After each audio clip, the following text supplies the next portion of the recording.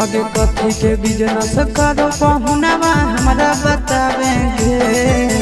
कथी के बिजनेस करो पहुनवा हमरा बतावेंगे। छोड़ी तो हमरा बतावेंगे।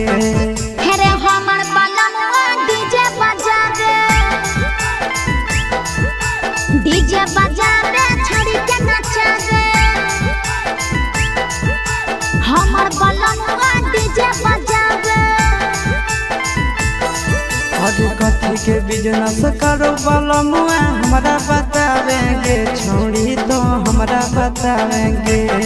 हेरे हमर बलनुआ डीजे बजावे छड़ी के नचावे।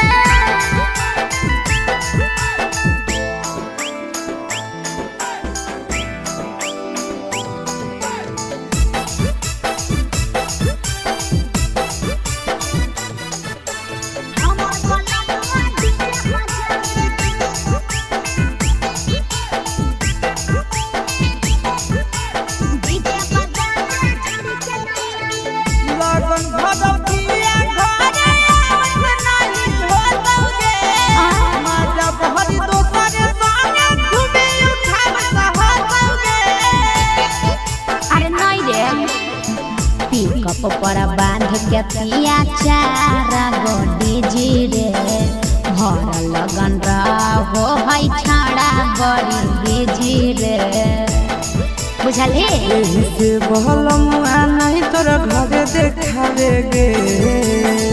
एही से पहुनवा नहीं तोरा घरे देखावेगे। छौड़ी नहीं घरे देखावेगे। अरे हमर बलमुआ डीजे बजावे छौड़ी के नचावे।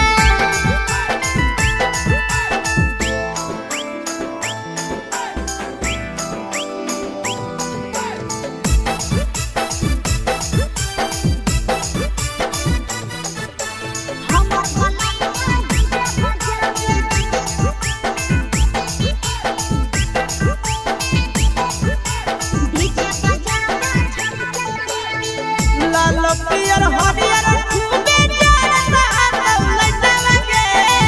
आशीष नंदन के बजता झुमटा लगे।